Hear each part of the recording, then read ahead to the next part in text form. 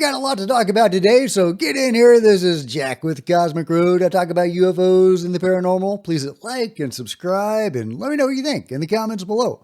Yeah, look at this amazing UFO sighting that happened over, well, I'm going to call it the Popo volcano. I can't actually pronounce it. But look, you got multiple objects. This is crazy. What a hell of a sighting. This was just a couple days ago, November 12th. Wow. What is up with this volcano? I have shown numerous UFO videos over this volcano. This is obviously a very hot spot. No, but really, what the heck is going on here? It's wild. Is there an underground base there? I mean, that's all I can think of. Are they using the volcanoes to come and go from underground bases? Alternately, are they drawing some sort of energy or minerals out of these volcanoes? Are they a resource? You know, I don't know why they would need to, come and go through shafts and volcanoes to come and go through underground bases, from underground bases, because they are transmedium and they do seem to be able to go through the land itself. I think I saw one do that one time. That was my first UFO sighting. And you can see Skinwalker Ranch for, evidence of that, where the UFO flies through the mesa, a great daytime capture. It goes into the mesa and it comes out the other end. So yeah, these are transmedium in the most literal sense. They can go through anything. We know that beings can walk through walls. Well, apparently their ships can do much the same thing. I mean, there's cases where UFOs have superimposed over buildings, over rooms. So yeah, I don't quite buy the explanation that they're coming and going, from underground bases through the shafts in a volcano. But something really interesting is going on at what I'm going to call a Popo. We'll see what's the name. Popo Cata. No, I'm just going to call it Popo. It's Popo, guys. But yeah, this crazy volcano in Mexico where they have so much activity. It's just nuts. It's just nuts. Oh yeah, here's another great capture posted by Wixie. I can't play the audio because the guy curses the whole time, which is totally valid. But yeah, a great capture. And then he shines his light at it, and look what happens. Boom! Whoa! Yeah, I'd be cursing too. That's incredible. Look at that. Look at that. It pops in, it pops out, it pops in again. Yeah, it appears there first. I mean, I guess these are two other objects. I'm assuming those are anomalous, although who knows. But that thing is sure anomalous. Damn. Whoa, what a great UFO capture, says from Nick Williams. So thank you for sharing that with us, Nick. Let's see, another great UFO capture from Peter Maxwell Slattery, who Ross Coulthart has been talking about lately. I've had him on the show at least a couple times. Love Peter. He is the real deal.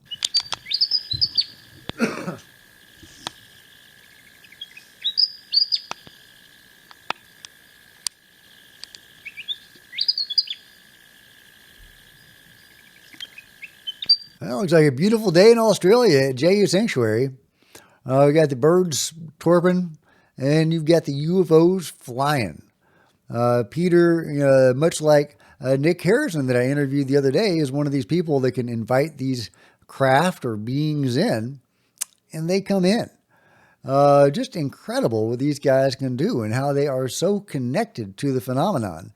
Now, obviously, all of us can do CE5 and have some success with that. And some people can probably do, a whole lot with that. I've definitely had some success with this, but these guys are just innately gifted at this. It's just incredible. Although in Nick's case, apparently he got that way with a special plant ceremony, which is really interesting. I've had success with that as well, but he's had way further than I have, and so has Peter. Just incredible. Meanwhile, Ross Coulthart is talking about black triangles with the Tedesco brothers. We've been seeing these things. We've been observing them for quite a while now. Quite recently, we had recorded some drone activity down at Robert Moses. They look like typical drones in this particular case. They kind of large, commercial type, almost 6 feet across in diameter. And this is something that we've actually reported and we contacted the FBI about, because this is an area that the drone flight is illegal, simply because it's in the parklands near the municipal airport out here, JFK. Yeah, I mean, as I understand it, from where you guys stand, looking at from the beach towards the ocean, that's essentially the approach route going from left to right towards JFK International Airport in New York, isn't it? Yeah, exactly. And that's the thing is, these particular drones were unusual in the fact that they resembled, though, at least a couple the ones that we got close enough to view with a zoom lens. They resembled quadcopters, but they were very difficult to see even with the infrared. They consistently shut their lights off and changed their positions. And when their lights were off, they were virtually impossible to see, except with the fact that we had night vision cameras, or we had infrared cameras. Okay, I think this is really significant and really interesting. If you saw the video I made, or that ProPixels made the other day, well, ProPixels Video Analysis was analyzing one of the Belgian mystery drones. And he says that, yeah, it was like a fixed wing, aircraft of some sort, like the stealth bomber, flying wing, that kind of aircraft, like a triangle. So that's what the Tedesco brothers are seeing here in the U.S., what seems to be a mystery drone near an airport, a strange, anomalous drone or a UFO or whatever it is, presenting as a drone. And again, they're seeing this flying wing-shaped object. They're 6 feet across. I guess you could say that's the size of a small SUV, which is what the mystery drones are often reported as being sized at. So really fascinating corroborative data. And another clear connection between the mystery drones currently gripping Europe and the ones in the U.S. And we're getting more data on these things. We're learning these things better.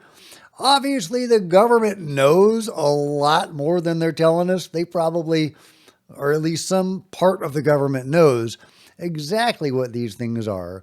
But they are not sharing that with the rest of us. We do know that when the world leaders, or the leaders of various countries in Europe, met a few weeks ago, that there was classified information shared with them. Sometimes they were having trouble accessing that classified data, but when they were getting it, they were not sharing it with the rest of us. So there is classified information pertaining to these things that we are not allowed to know. What is that? They're very happy to blame Russia. They're very, very happy to blame Russia or China. That doesn't seem to be what the classified information is pertaining to, though.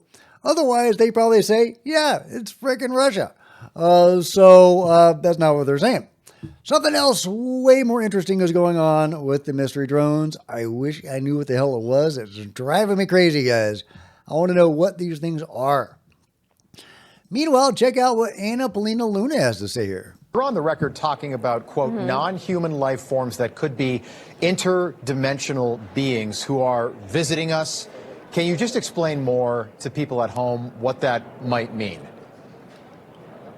Yeah, so that's definitely a mouthful, but that is directly based on information that we've received from witnesses, also information that we have obtained and witnessed via our investigations.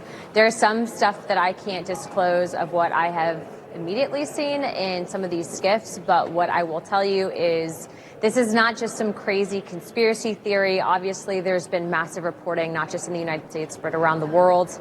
And this is something that I think everyone kind of, has always had some curiosity about. We're just simply asking the questions. Yeah, and it feels like we're building towards some sort of disclosure. I know many people are hoping that Donald Trump is president and that he's ultimately the person that allows that to happen. Well, I hope he is. I hope anybody is, but he's the president at the moment. So, of course, I want him to disclose.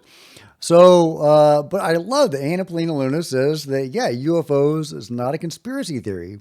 She went further than that. The question was about interdimensional beings and craft. Not a conspiracy theory, she says. So I love that they're actually willing to go there. I mean, just a few weeks ago, Anna Polina Luna was talking about the Bermuda Triangle. Yeah, we're there now, guys. We are there with UFO disclosure. We have sitting congresspeople, Anna Polina Luna, Tim Burchett, Eric Burleson, all talking about underwater bases of UFOs. That is how far we have progressed since Lou Elizondo came out of the UFO closet in 2016 or 2017. Yeah, it all got started because of Lou.